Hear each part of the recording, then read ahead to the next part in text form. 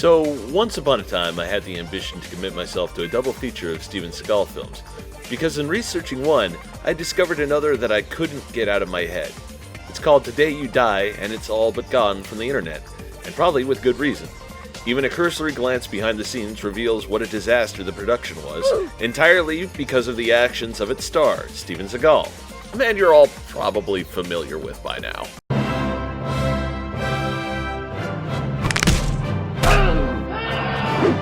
Big tornado! Dynamite!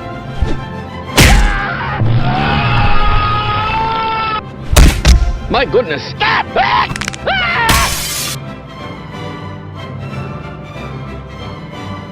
To boil things down to a simple but accurate point, Today You Die represents the heights of Seagal's on-set unprofessionalism, in which his intolerable pestering and thick-skulled bullying resulted in an altered direction of the film's production. Not petition rewrites, mind, but apparently just sheer force of assholery is what changed the nature of Today You Die, making what would have assuredly been a completely tepid, low-budget crime saga of honorable thieves into something so much more sinister. Behold, the apotheosis of Steven Seagal into full black tank top movie star, joining the likes of Neil Breen, John DeHart, and a myriad of other people you haven't actually heard of, if you've even heard of the first two people to begin with. What is a black tank top movie? Why is Steven Seagal like this? Why am I feeling more existential dread than normal? We'll figure out all those questions in the coming chapters. Maybe.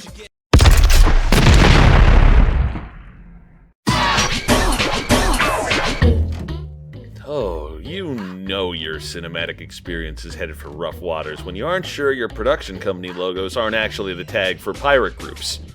Why is the Buddha not cropped properly? Unfortunately, shit's not about to stop being disorienting, because after a very telling twang of that distinctly farty, generic jazzman blues Seagal loves so much, I'm not doing that, people. I would never do that to my audience. Needless to say, though, I bet somebody stupid thought this looked avant-garde. That, or they were just padding out a scene they didn't shoot enough coverage for, somehow.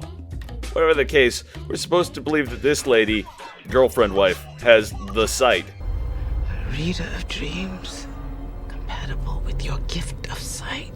And then, in a jumble of images, during which we see Steven Seagal being blessedly shot in the face, it all collapses into a shock awake to a dream sequence. And Jesus Christ, Seagal is just waiting there for her to be up. Like, that's a thing that people do, normally. Normal people think. Good. He's going to elaborate on the nature of dreams, and Folks, I live with enough anxiety and depression as is to deal with this right now. Dreams are symbolic. They don't often mean what you see. Later on, maybe you tell me what you saw, and I'll tell you what I think it meant. All this is establishing several facts. Number one, girlfriend, wife, and Seagal, whose character's name is Harlan, are going to be talking to one another in these accents. I had an awful dream. In the meantime, go back to bed. But not other people. At least not Seagal. Number two, there is an element of mysticism in this film that is more thickly apparent in contrast to the nominal levels of gross Orientalism and noble savagery in his typical films, one that suggests there might be real actual magic shit going down. And number three, this framed placemat of a mandala is somehow important. Hey, where'd you get this painting? I saw it in a dream. Then I ran across it at this antique store on 3rd. I was drawn to it. Felt like karma meant for me to have it. I thought you'd like it too. You're right about that. I like it. It's nice.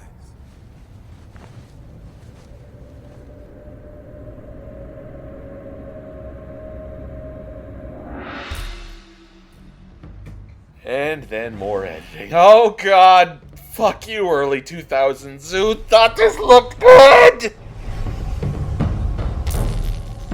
Who just farted electricity? Beyond that, look at this tableau of cuts and cheesy rising music. You'd be thinking this is a bit, right?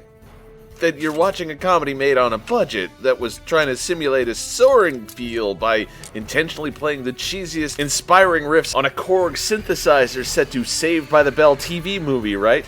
that the man about to come crashing through the window is none other than Leslie Nielsen playing Frank Drebin of Police Squad, dressed in full tactical ninja getup for comedic effect, right? I love it! Nope. It's Steven Seagal, wearing fucking business casual, with a gym bag he's obviously never used before slung over his shoulder. Folks, I just gotta say it, that's almost as funny. I mean, I wish it was Leslie Nielsen, sure. But getting all that ridiculously tactical buildup, only to see this slob stumble in sideways, ready for a night of being that creepy old guy at the club? That's the kind of pathetic functionally anyone can laugh at. Dope dealing has been good. Subtleties for cowards, as is non-expository storytelling. Fuck you, you're watching this, so obviously you must be a brainlet that needs a shit spoon-fed to you, is what this film is trying to tell you with movie making like this. You'll also notice this film respects your time even less than Star Crash did. And at least in Star Crash, you could look at Carolyn Monroe or Marjo Gortner's hair for entertainment during the boring bits, and listen to the very nice score by John Barry.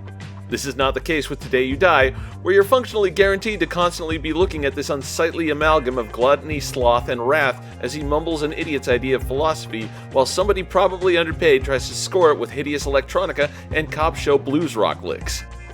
All of this makes you wonder how much of this is actually Seagal himself, or body double. Hold that thought for later. And of course, Steven Seagal is so stealthy and aware, he gets snuck up on by a man whose facial expression should emit Silent Hill static. Jesus fucking Christ, dude. Did you disobey your mom after she warned you your face would stay that way? This man looks like what generalized anxiety feels like. He is anthropomorphized heartburn. This man waited for the bus in Raccoon City on the wrong afternoon. This man is the revenant form of Too Cold Scorpio. Thanks for doing the heavy lifting. We couldn't get in till you bypassed that alarm. Well, I'm glad I was good for something tonight. I always rob these scumbag drug dealers and give to the poor. So they were just waiting in the wings for a guy to ninja rope into this place so they could come through the front door, because somehow they knew that a place that had really tight security they couldn't break otherwise knew that the second somebody picked a lock on a balcony, everything would otherwise go dark and shut down? Great. Cool. Got that? Okay! Good. Thank you. Come on, Cranky! Take it to the fridge! DK, Donkey Kong! DK, Donkey Kong! DK, Donkey Kong! German! German! Double German! You're not so tough. Predictable! What the heck? Booga! Psycho Crash Show! Too easy!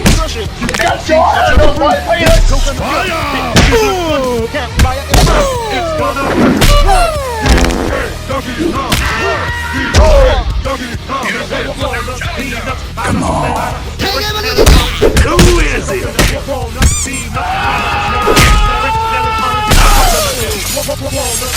Zainetsu sword! I spill my drink!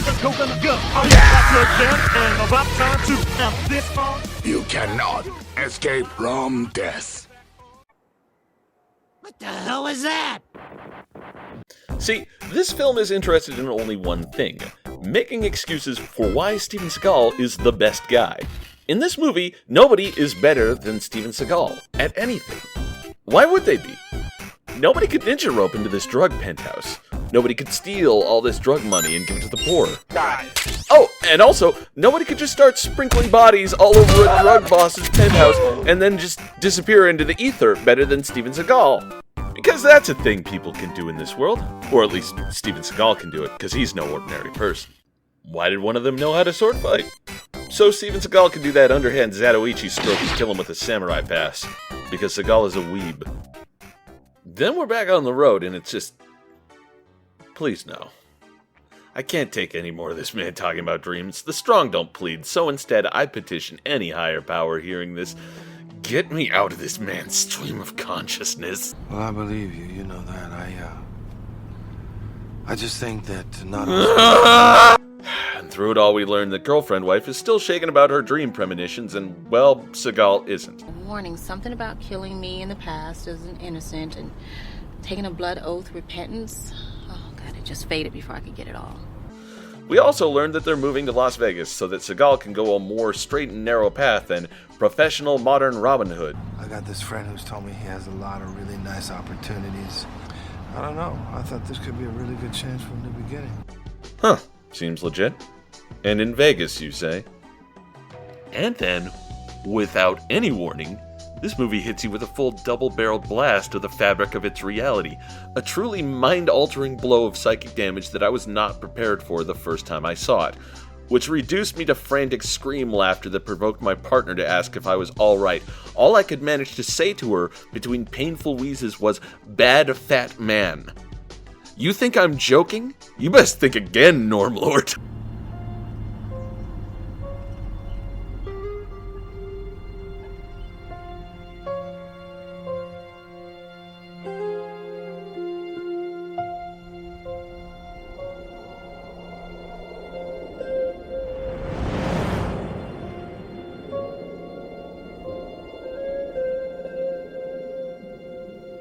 We are out of healthcare for your sick child. Go home.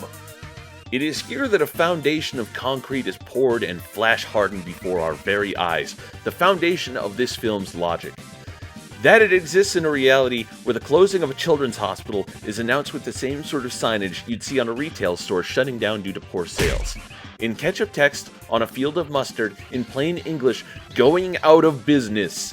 Like they're selling the illness at cost, so you, the consumer, can save.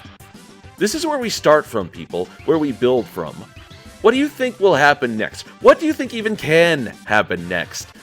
The answer is, when you've laid a foundation so warped as this, practically anything can develop from it. But all of it will warp and lean according to the mass of one great geological disturbance that has upset the structure from the literal ground up. This great and vast expanse of inability that this film doesn't star so much as it features occasional close-ups from. Because we haven't even seen warped yet. From this early stage, our view is merely at an angle. Yes, I realize what I'm saying now, but it stands. Merely at an angle. Help me, Stephen. I am dying of ligma. How's Children's Hospital going out of business? Ligma ball. Wait, how is a children's hospital going out of business?